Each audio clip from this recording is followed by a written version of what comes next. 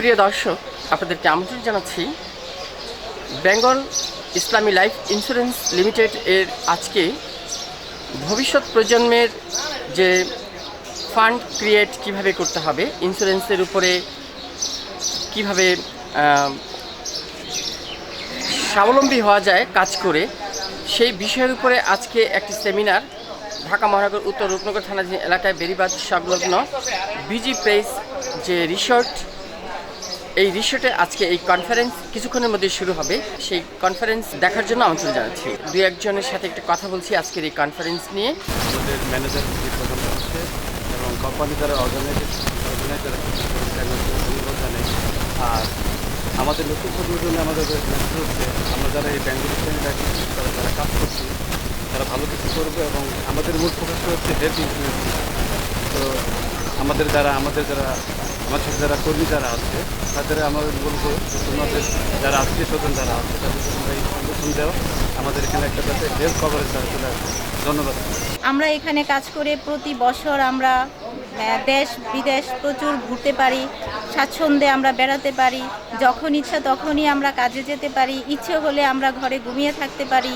প্রিয় দর্শক, বেঙ্গল ইসলামী life insurance limited এর নেক্সট জেনারেশন লিডার্স কনফারেন্স 6 মে অনুষ্ঠিত হলো আজ সকাল 10টায় দিনব্যাপী কর্মশালা। এই অনুষ্ঠানে প্রধান অতিথি হিসেবে উপস্থিত ছিলেন বেঙ্গল ইসলামী লাইফ ইন্স্যুরেন্স লিমিটেড এর ম্যানেজিং ডিরেক্টর ও সিইও এম মনিরুল আলম প্রধান অতিথির আসন অলঙ্কৃত করলেন আজকের এই সেমিনারে। স্পেশাল গেস্ট এবং অনুষ্ঠান অর্গানাইজেশনে ও ট্রেনার হিসেবে উপস্থিত ছিলেন বেঙ্গল ইসলামী লাইফ ইন্স্যুরেন্স লিমিটেড এর ডেপুটি ম্যানেজিং ডিরেক্টর এবং প্রজেক্ট হেড ওমর ফারুকের উপস্থাপনায় এবং স্পেশাল ট্রেনার হিসেবে ওমর ফারুক এই অনুষ্ঠানে নেক্সট জেনারেশন লিডারশিপ কিভাবে পেতে পারে এই দিক নির্দেশনামূলক শীর্ষক আলোচনা করেন। আমি ছিলাম আপনাদের সাথে শাহ আলম সম্রাট, রিপোর্টার সিবিটিভি। ডেফিনেটলি মনের ফারাক তো থাকেই, তো সেটা সময় লাগে, একটা বুঝতে সময় লাগে।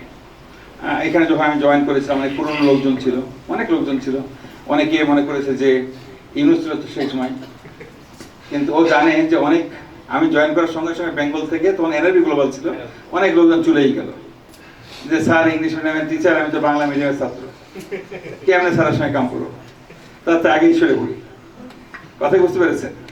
তারপরে অনেকে অনেক রকমের ধরেন রিয়াক্ট করেছেন, কিন্তু আমি ধৈর্য ধরে ওটাকে বোঝানোর চেষ্টা, কারণ তারা হয়তো শুনেছে কিছু, কিন্তু আমার সাথে কাজের অভিজ্ঞতা নাই।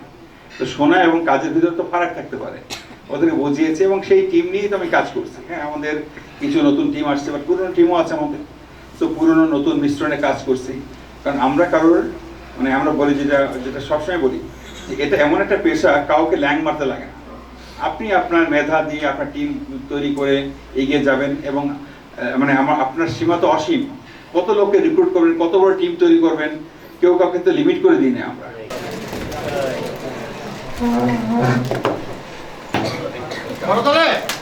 আপনার টিম দিয়ে আপনি বিজনেস কিভাবে করবেন, কারণ আপনার টিম থাকলে আপনার বিজনেস আসবে। আপনার টিম নাই, আমি দেখেছি 10 বছর 15 বছর কাজ করেছে, সে আজীবন পার্সোনাল সেল করছে, 1 মাস 2 মাস অসুস্থ বেডে পড়ে আছে, সে 2 মাস তার কোনো ইনকাম নাই, যে আপনি ঘুমালেও টাকা আসবে। আমাদের লিডাররা যারা আছে এখানে বড় তারা দেখে যে স্যার দেখেন, আমি আপনার সাথে এই যে আড্ডা দিচ্ছি, এখানে গল্প করতেছি, দেখেন আমার বিজনেস হিট করতেছে, বাড়তেছে, ঢুকতেছে, করবে। তাহলে আপনি নিজেই তো আপনার নিজের কর্মীকে হত্যা করতেছেন। শুধু লোভটাকে কন্ট্রোল করেন। আপনাদের সবাইকে বলি নাই, সবাই এখানে কেউ করেন না আমি জানি, সবাই আমার যারা আছে সবাইকে কোড দেয় এবং তার কোডের পলিসিটা তার কোডেই দেয়। আমি বলছি এরকম 2-1 জনের মাথায় আসতে পারে, এই একটা ভুলের কারণে আপনার টিম বিল্ড আপ হচ্ছে না। আপনি চিন্তা করতেছেন ঠিক আছে 5টা পলিসি 6টা পলিসি তো লাগে কোড করার জন্য, বছরে 6টা পলিসি হওয়ার পর থেকে, কথা কি ঠিক বলছি?